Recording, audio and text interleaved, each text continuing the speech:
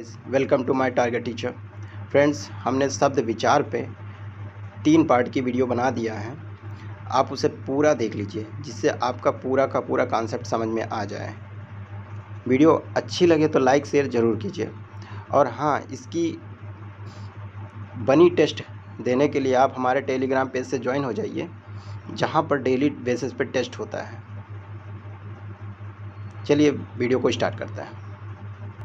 Channel को subscribe ज़रूर कर दीजिए। फ्रेंड्स, आपके लिए इतना मेहनत करते हैं, टेस्ट बनवाते हैं, तो इतना तो बनता है कि आप एक चैनल सब्सक्राइब कर सकते हैं। चलिए गाइस, आज हम शब्द विचार पे बात करते हैं।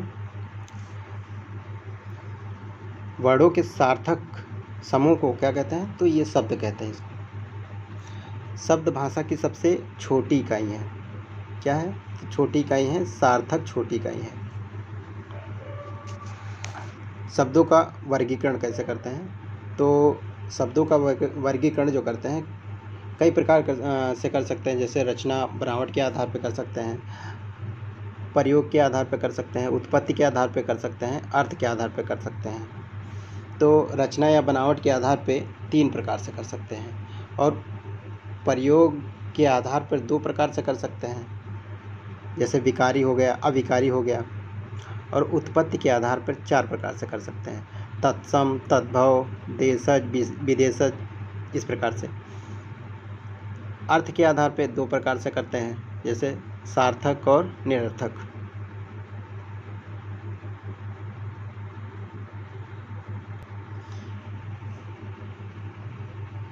रचना या बनावट के आधार पे क्या होता है?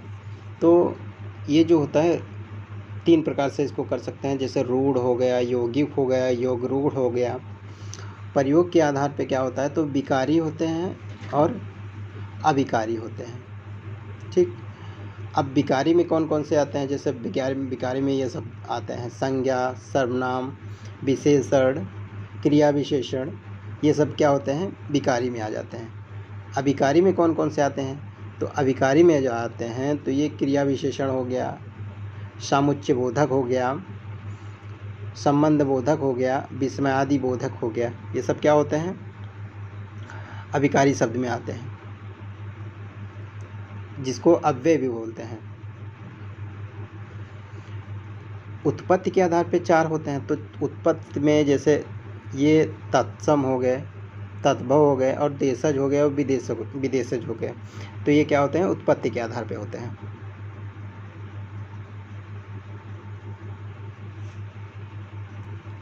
अर्थ के आधार पे कौन कौन से होते हैं? तो ये 2 प्रकार से तो होते हैं, 2 प्रकार से होते हैं, जिसको सार्थक और निरर्थक में होते हैं। सार्थक की बात करें तो सार्थक को 4 प्रकार से बांट सकते हैं। जैसे एकार्थी हो गया, अनेकार्थी हो गया, विलोम हो गया, या पर्यायवाची हो गया। इस प्रकार से निरर्थक, जिसका कोई अर्थ ही ना निकले, वे निरर्थक शब्द कहलाते हैं।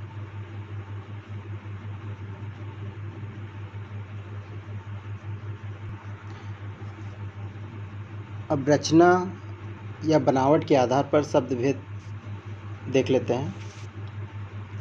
तो रचना के आधार पर शब्द के 3 भेद होते हैं: रूढ़ शब्द, यौगिक शब्द और योग रूढ़ शब्द। ये होते हैं। रूढ़ शब्द क्या होते हैं? ऐसे शब्द जिनका सार्थक खंड ना हो, उन्हें क्या कहते हैं? रूढ़ शब्द कहते हैं। जैसे नाक हो गया, कान हो गया, कुर्सी हो गई, मेज हो गया, पुस्तक हो गई, या कलम हो गया। इस प्रकार से जिनका क्या कहते हैं? सार्थक खंड ना हो, उन्हें रूढ़ शब्द कहते हैं। यौगिक शब्द क्या होते हैं? ऐसे शब्द जो 2 शब्दों के मेल से बनते हैं और जिनका सार्थक खंड भी होता है, सार्थक खंड भी होता है, उसे यौगिक शब्द भी कहते हैं। जैसे विद्यालय हो गया, घुड़सवार हो गया, पीलापन हो गया, चाय वाला हो गया, राष्ट्रपति हो गया, इत्यादि शब्द जो होते हैं यौगिक शब्द आते हैं।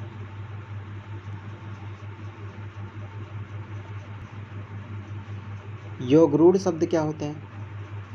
तो योग रूढ़ शब्द जो होते हैं, ऐसे शब्द यौगिक तो होते हैं, परंतु उनका अर्थ किसी तीसरे की प्रधानता को बतलाता है, तो उन्हें क्या कहते हैं? योग रूढ़ शब्द कहलाते हैं या कहते हैं। जैसे क्या होते हैं? पंकज हो गया, जलज हो गया, लंबोदर हो गया, यानी लंबा है उदर जिसका अर्थात गणेश, दशानन हो गया, गजानन हो गया, चंद्रशेखर हो गया, बीड़ापाड़ी हो गया, इत्यादि जो होते हैं क्या होते हैं? योग रूढ़ शब्द होते हैं।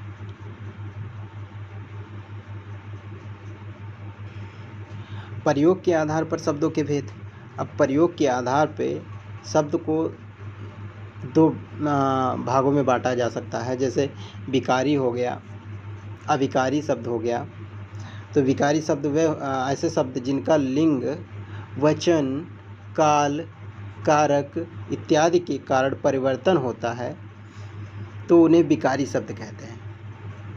क्या कहते हैं? उन्हें विकारी शब्द कहते हैं। विकारी शब्द के 4 भेद होते हैं। वे कौन से हैं? तो विकारी शब्द के जो 4 भेद होते हैं वो संज्ञा, सर्वनाम, विशेषण, क्रिया, ये सब क्या होते हैं? विकारी शब्द के भेद होते हैं। अब संज्ञा की बात कर लेते हैं। संज्ञा 2 शब्दों समधन, संज्ञा जो है 2 शब्दों से मिलकर के बना है, समधन ज्ञा के योग से बनी है, जिसका अर्थ होता है नाम। संज्ञा का अर्थ क्या होता है? नाम। संज्ञा उस विकारी शब्द को कहते हैं जिससे किसी विशेष वस्तु, भाव और जीव के नाम का बोध होता है। ठीक, जैसे प्रयागराज हो गया, पुस्तक हो गया, कुर्सी हो गई, बुढ़ापा हो गया इत्यादि। संज्ञा के भेद। तो संज्ञा के भेद की बात करें तो इस संज्ञा के 5 भेद होते हैं। संज्ञा के भेद को लेकर विद्वानों में मतभेद भी है, ये अपवाद भी है। जैसे मतभेद भी है, परंतु अधिकतम व्याकरणिक अंग्रेजी के आधार पर संज्ञा के 5 भेद मानते हैं। हिंदी के आधार पर नहीं, अंग्रेजी के आधार पर। तो पहला क्या है? व्यक्तिवाचक संज्ञा। पहला क्या है? व्यक्तिवाचक संज्ञा। जिस संज्ञा शब्द से किसी वस्तु या व्यक्ति का बोध होता है उसे क्या कहते हैं? उसे व्यक्तिवाचक संज्ञा कहते हैं। व्यक्तिवाचक संज्ञा निम्नलिखित रूप में मिलती है। जैसे व्यक्तियों के नाम में कौन कौन से हो सकते हैं? राम, श्याम, गीता, जो भी। दिशाओं के नाम में जैसे पूरब, पश्चिम, उत्तर, दक्षिण। नदियों के नाम में गंगा, ब्रह्मपुत्र, सिंधु, कावेरी। राष्ट्रीय व्यक्तियों के नाम जैसे भारतीय, रूसी, अमेरिकी। देशों के नाम भारत, ऑस्ट्रेलिया, पाकिस्तान, अमेरिका। इतने शब्द संज्ञा में रखे, व्यक्तिवाचक संज्ञा में रखे जाते हैं। समुद्रों के नाम काला सागर, भूमध्य सागर, अरब सागर।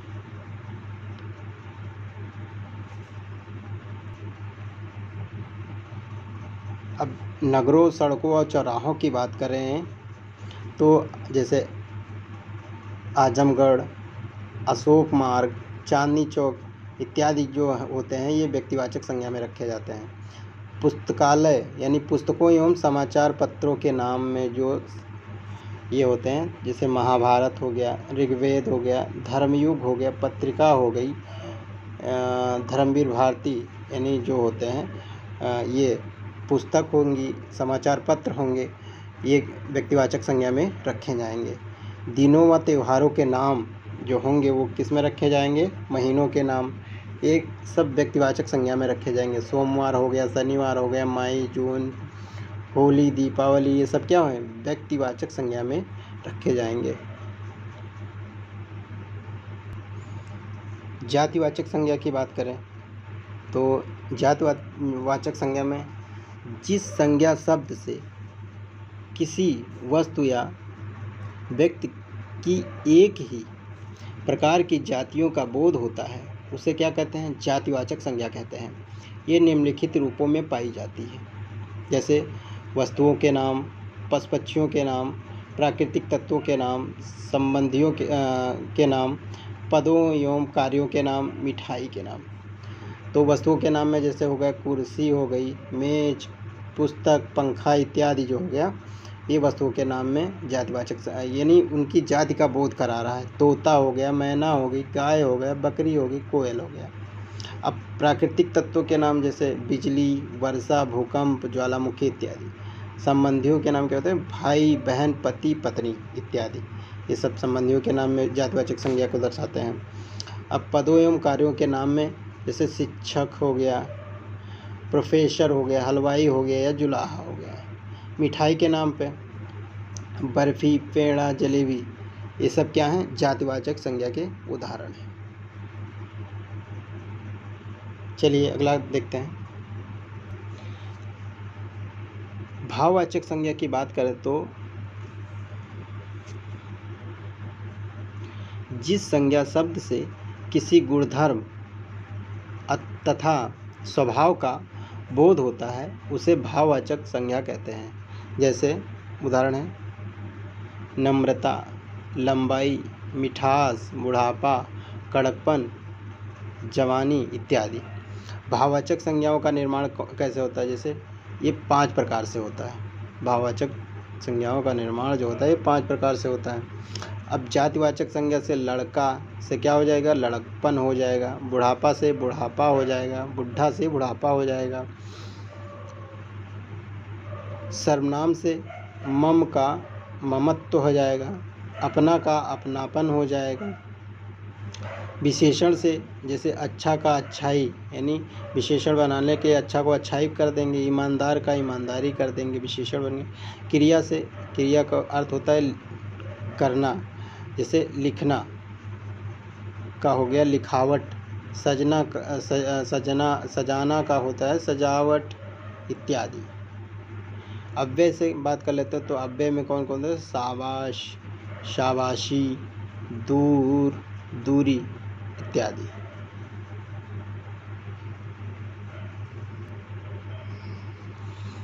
द्रव्यवाचक संज्ञा की बात कर लेते हैं। जिस संज्ञा शब्द से किसी वस्तु के माप तौल का बोध होता है द्रव्यवाचक संज्ञा कहलाती है। जैसे सोना हो गया, लोहा हो गया, पानी हो गया, घी हो गया, तेल हो गया, तेजाब हो गया, चांदी हो गया इत्यादि। सब क्या है? द्रव्यवाचक संज्ञा के उदाहरण हैं। समूहवाचक संज्ञा की बात कर लेते हैं। जिस संज्ञा शब्द से किसी वस्तु अथवा व्यक्ति के समूह का बोध होता है उसे समूहवाचक संज्ञा कहते हैं। जैसे सेना हो गया, परिवार हो गया, मंडल हो गया, भीड़ हो गई, गुच्छा हो गया, बाजार हो गया, मेला, संगोष्ठी, सम्मेलन, बारात इत्यादि। चलिए कुछ उदाहरण की बात कर लेते हैं संज्ञा के। तो इसमें दक्षिण जो है व्यक्तिवाचक संज्ञा, हिमालय, भूमध्य सागर, चांदनी चौक, यमुना, वाराणसी इत्यादि क्या हो गई? ये संज्ञा हो गई जो व्यक्तिवाचक संज्ञा में आते हैं। जातिवाचक संज्ञा की बात कर लेते हैं तो जातिवाचक में गाय हो गया, तोता, मकान, भूकंप, ये सब आते हैं।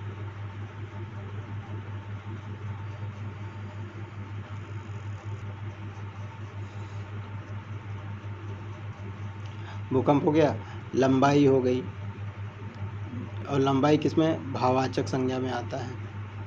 मिठास हो गया जो भाववाचक संज्ञा में आता है। दल हो गया समूहवाचक संज्ञा में होता है।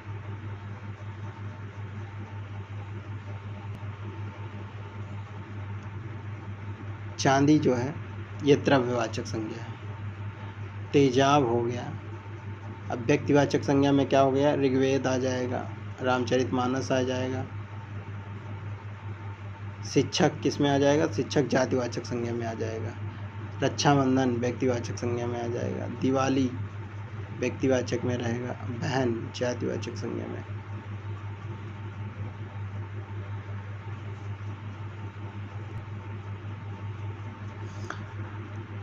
अब घोड़ा जो है तो घोड़ा है जातिवाचक संज्ञा। बिजली जातिवाचक संज्ञा।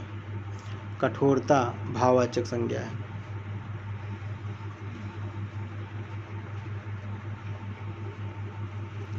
चलिए आज के लिए इतना ही। कल का हम सर्वनाम से स्टार्ट करेंगे टॉपिक। चलिए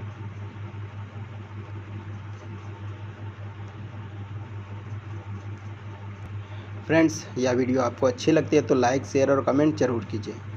बेल आइकन भी प्रेस कर लीजिए जिससे हमारी आने वाली वीडियो आप तक पहुंच सके। चलिए, जय हिंद, नमस्कार।